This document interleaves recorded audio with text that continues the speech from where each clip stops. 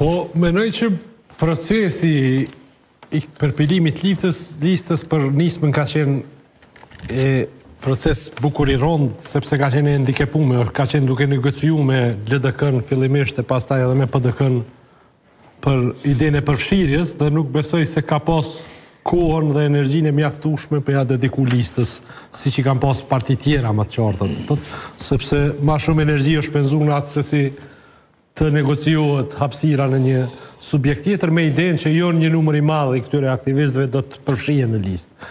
Kështu që duhet m'ia dhon një aplauz edhe pse i ka bërë 110 kandidat, që duke pas parasysh kontekstin në cilin ka vepru, 10 e parë mendoj që mund t'i njohim, duket interesant Artan Nimani, që është nga Deçani, duket nga rrjethi Gjakovës paku qaton, cili nuk ka qenë në nismë asaj diun, e ka qenë në këtë iniciativën e intelektualëve. Me AK-n, që kishte me AK-n, pra është diçka jashtë rajonale, jashtë kontekstit të nismës, dhe veshon në numër 7, të tjerët nuk shon e befasi. Për nismën do të kisha thonë që është një fenomen shumë interesant që jep shumë një farë treguesi trajtimi saj, po besoj që nashta në një debat tjetër, jo brenda listës do të mund ta bëjmë, se kisha me thonë shumë çka për faktin si përfundoi nisma e vetme në këtë... Mundesh sonte. A po? Po. Atëherë nëse po, kështu, do thot, e thash që... Kush o djeg? Pse lista... Nisma, si, tashal, Dardani po thot që mundet edhe me kalu dhe nuk me përjashtojmë se çka mundet me ndodhë, dhe më thërë mundet me kësi, por bazuar në rezultatet e zgjedhjeve lokale, ti e shë edhe të kaluarës, do të thot mënyrës se si është sill nisma, mënyrës që është përpjek me hyrë në lista tjera, do të thot ke gati si të qartë që është shumë vështirë listën ta shohim duke kalu pragun. Pse kjo ka ndodhur dy arsye fundamentale. Një është sjellja e zotit Limaj në raport me zotin Haradinaj në Pasnon Shkupi. Kjo i ka kushtu?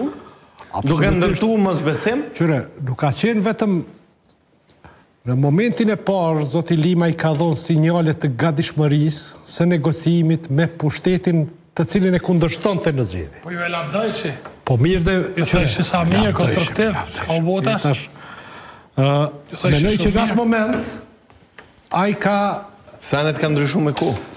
Po, qërëve lev të avoj analizës, po thëmë menim temë, po thëmë qka po menoj që ka ndiku se po vakiju në kisha dhënë, shtireni, amon, që kisha dhënë, shtireni në PDK, që kjo kishme qenë të zhira, po pse ka orë që të situatë? Po jo, po të...